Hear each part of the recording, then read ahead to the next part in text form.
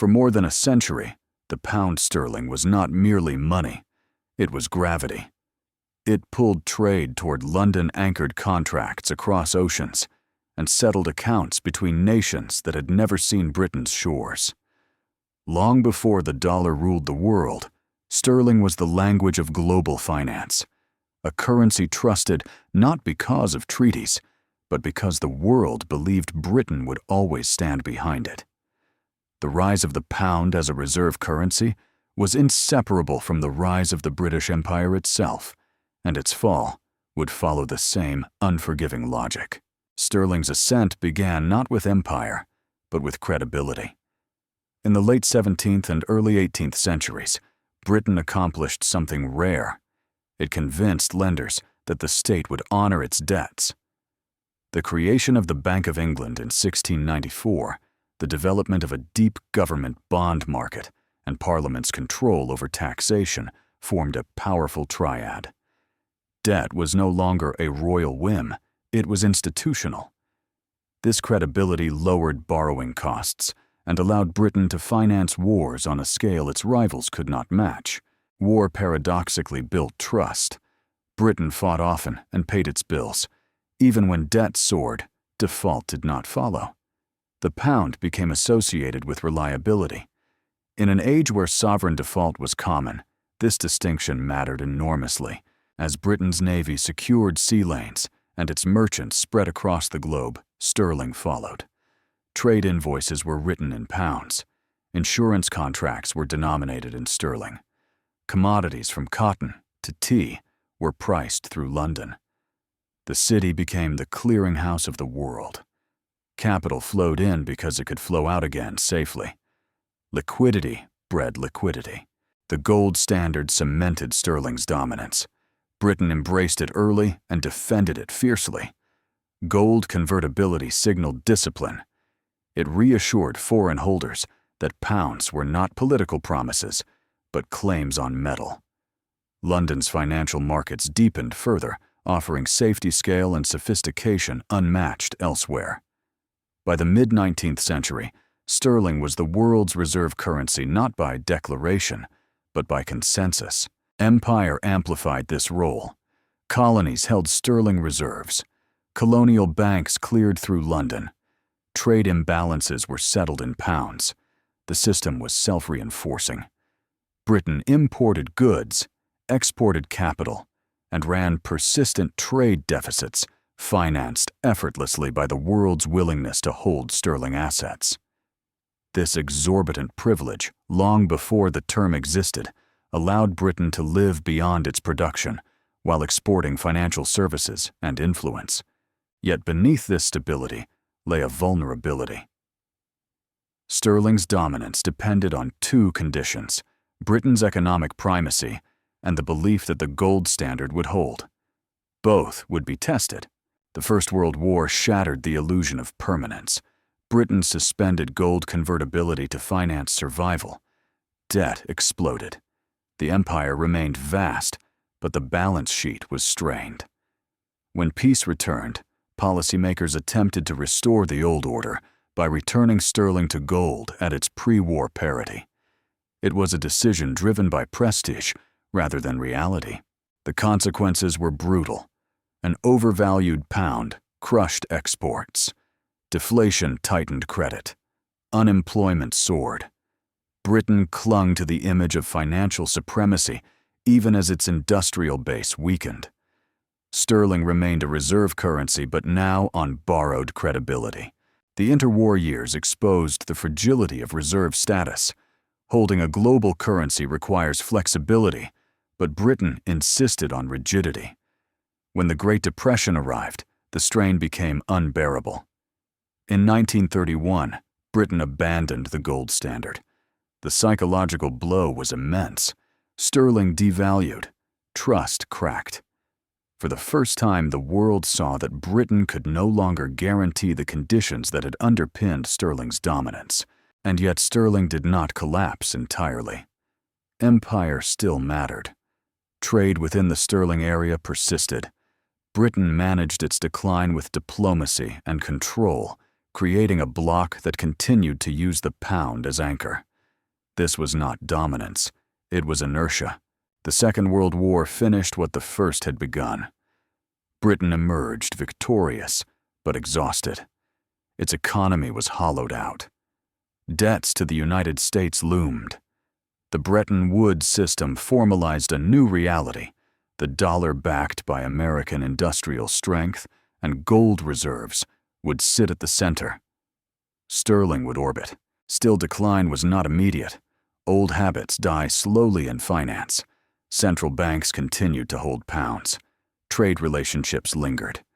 Britain negotiated support to defend sterling's role. But each crisis revealed diminished capacity. Devaluations in 1949 and 1967 signaled retreat. Confidence eroded incrementally. The final lesson of sterling's journey is that reserve currency status is not granted forever. It is earned daily through economic strength, financial depth, and political stability. Britain lost none of these overnight. It lost them gradually as war debt and structural change outpaced its ability to adapt. Standing in the City of London across these centuries, one could feel the transition from command to coordination, from issuer to participant. Sterling's fall was not humiliation, it was history enforcing arithmetic. Empires fade, currencies follow. Yet the story is not one of failure alone. Sterling built the template. It showed the world what a reserve currency could be trusted, liquid, institutionalized. Its legacy lives on in the systems the dollar inherited. The rise and fall of the pound sterling reminds us that global money is never neutral. It reflects power, discipline, and belief. When belief erodes, no amount of nostalgia can preserve supremacy. Reserve currencies do not collapse suddenly.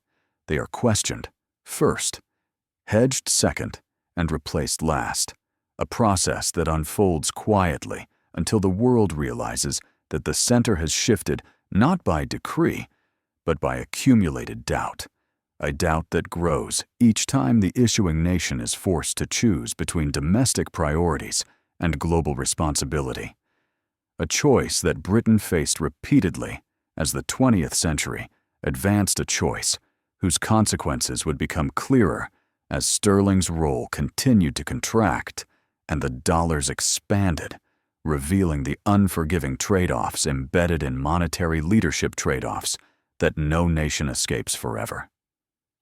Trade-offs that would eventually raise a deeper question about whether any currency can hold reserve status indefinitely in a changing world. A question that would only sharpen as the modern era unfolded, and the memory of sterling's long reign became a lesson rather than a reality, a lesson that would emerge not as a warning against ambition, but as a guide to understanding how monetary power is sustained and how it is inevitably tested. For sterling's decline was not caused by a single mistake, but by the accumulation of constraints that accompany reserve currency status itself. In the post-war world, Britain faced an impossible triangle. To preserve sterling's international role, it needed open capital markets, stable exchange rates, and domestic economic autonomy. It could not have all three. Repeatedly, Britain chose domestic stability over global responsibility. Each choice was rational. Each choice narrowed sterling's role further. Reserve currencies demand sacrifice, the willingness to supply liquidity to the world, even when it strains the home economy. Britain, weakened by war and industrial decline, no longer had the margin to do so. The sterling crises of the 1950s and 1960s revealed this tension starkly. Foreign holders questioned Britain's capacity to defend the pound. Capital fled at the first hint of weakness. The Bank of England intervened, borrowed negotiated support, but credibility leaked with every episode. The 1967 devaluation was decisive, not because of its size, but because it acknowledged reality.